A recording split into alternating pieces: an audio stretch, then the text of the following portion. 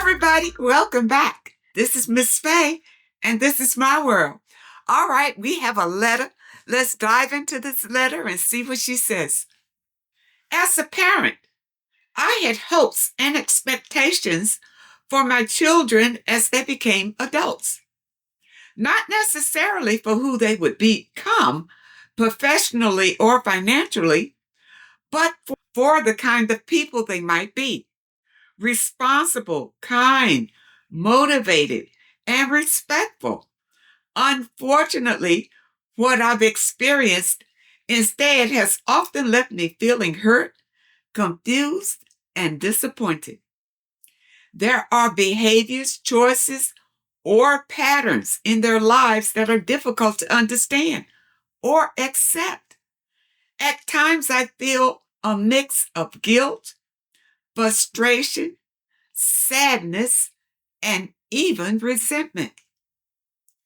The question is whether I failed in some way, and I also wonder how to set boundaries without pushing them away, or how to find patience even if the relationships don't improve. I'm reaching out to ask for your perspective and advice. How does one cope with disappointment in adult children while maintaining emotional well being and, if possible, keeping the door open for connection and healing? Now, first, you need to recognize that your feelings are valid, but there's no sense in you feeling hurt or any kind of guilt because this is their decision. You've done the best that you could in raising them. Once they get grown, they have free will. So it's their decision whether they want to go the path that you have laid out for them or they want to take another path. And if they decide to take another path, you got to let them do it. You got to let it go. You can't keep fighting with them about it and complaining about it and telling them about it. As long as it's something that is not detrimental to you. But you had high hopes for your children to be this, to do this in their lives and to be productive and to be all this. And maybe they have been influenced or whatever, or they just decided they don't want to be that person. They want to be someone else. Parents, it's hard and it's hurtful, but you got to let it go. You know, in everybody's family, you got somebody that's different, somebody that wants to be different. Now, whether it's outside of the social norm, it could be, you see, and even if it is, you still love them, but you give them space. Give them space and let them, be who they can be.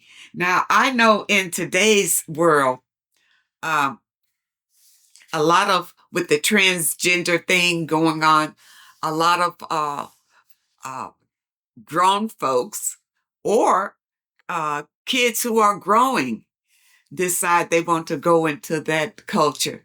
Well, that can be very hard on the family, you see, because you didn't raise your kids to do that, but they decide to do it. What are you going to do?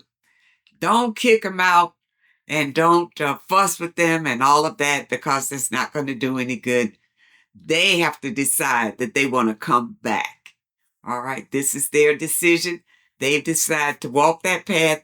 You got to let them go. Don't you feel any shame or guilt about it because it's not a reflection on you. When someone else in your family, your child or whatever, decides they want to do something different than what they have been taught to do. Okay? But everybody has somebody in the family who's strayed away and outside of the social norm. Okay? But acknowledge your feelings. It's natural to feel a sense of loss when things don't turn out as you hope. A sense of loss. I know It's a deep sense of loss, but it's something that you just have to get over and move on. But make sure you try to identify your emotions because you want to stay positive even during this kind of experience. So make sure you don't uh, s- dwell in sadness and anxiety and let this emotion take you into a deep depression or anything like that. You know, let it go. It's them, it's not you, and you go on with your life. All right. Always shoot for the happiness. Okay. Nothing that makes you sad. Walk away from it. Shift your expectations. That's another thing. You know, for our children, we have expectations of when they're growing up, we see how talented they are when they're growing up. And we know that, they could be this and they could be that. And we support them in whatever their skills are. We want them to be all that they can be. But somewhere along the road, they decide, well, you know what? I don't want to be that. You wanted me to be that. That wasn't my vision. That was your vision. So they decide to go with their vision. And a lot of times, we as parents, we get very flustered by that. We don't understand that, especially if you put a lot of time and money in grooming them to go one way, and then they decide they don't want to go that way. They want to do something else. All right. It can be very aggravating. People, don't let these things throw you into low vibration because it can. And it can keep you there if you let it. Let it go. Let them be who they want to be, and you continue with your own happiness. Now, define what you can and cannot accept. This could mean setting limits on what behavior you'll tolerate or demanding how much emotional energy you're willing to invest. Okay? For example, if their actions cause you emotional distress, you might limit the frequency of contact or conversation on certain topics. That's right. Some people, you can't talk politics with them. Don't even go there. It turns into a big fight. Some people, you can't talk sports with them. They're so competitive that can turn into something. It's certain topics that you realize that you shouldn't approach with certain people. Respect their boundaries and set your own boundaries. All right. Anything that will throw you into a negative energy, set a boundary. I'm not going to talk about that. I remember it was something that somebody approached me about. And I told him, I said, you know what? I'm not going to talk about that. I think it was something about politics. I'm not going to talk about that. And he kept trying to get me to tell him how I felt. And now he's going to assume that because you don't want to talk about it, that you must feel like he's going to tell me how I felt, trying to draw me in. And I just kept it, listen, I'm not going to talk about it. And I let it go. I stayed in my peaceful place. The point is, don't let your adult children draw you into these uh, controversial conversations. Okay? Don't do it. Now, foster open communication because you would want your children to be able to come and speak to you openly. All right. Now, if your grown kids are out of the house, that's another thing. But if you have some grown kids still living at home, then yeah, you're going to need some boundaries, especially if they're not on your same page. Okay. They're doing their own thing, but they're still in your home. So you need some boundaries so that you can live a peaceful life and hopefully they can too. Okay? So you just need to be clear on what you will accept and what you won't accept. All right? Be honest, but be gentle. Let your children know that you love them, but express how their actions or choices have affected you emotionally. Approach the conversation without judgment. And whatever the experience is, whatever your children decide to, seek some understanding about it. Whatever it is, you seek some understanding so that, you'll feel better about whichever path they've chosen. You know, you're, I believe knowledge is power. So the more knowledge that you have about it, uh, then you'll be able to speak about it intelligently to your children. Understand they have to respect that.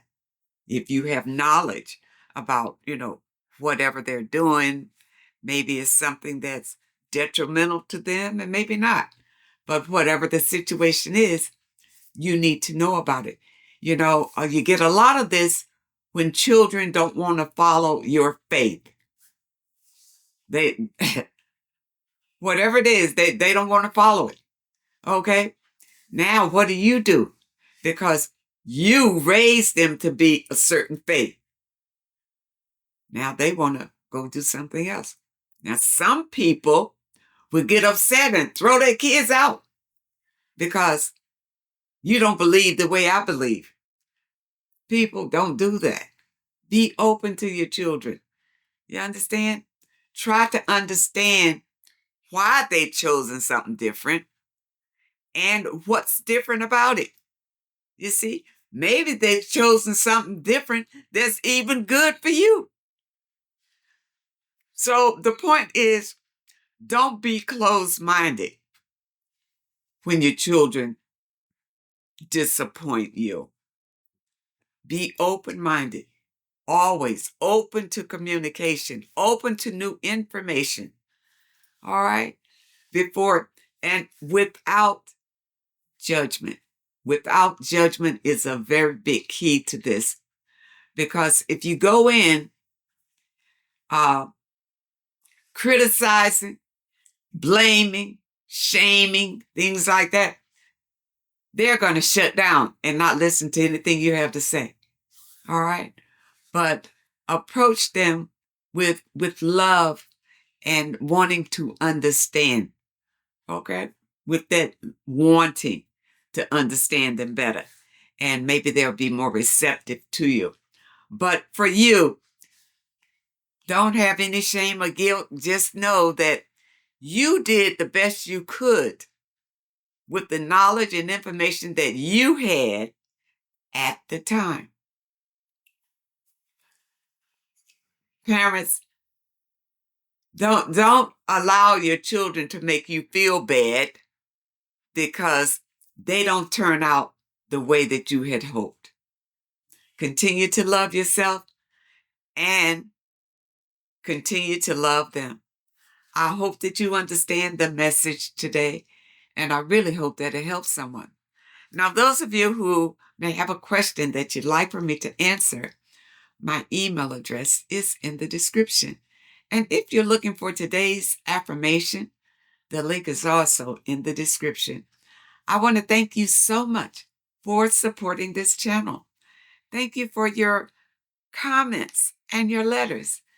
And a very special thank you to those that leave a donation. I really appreciate all of you. I wish you all the very best. And I really hope to see you next time.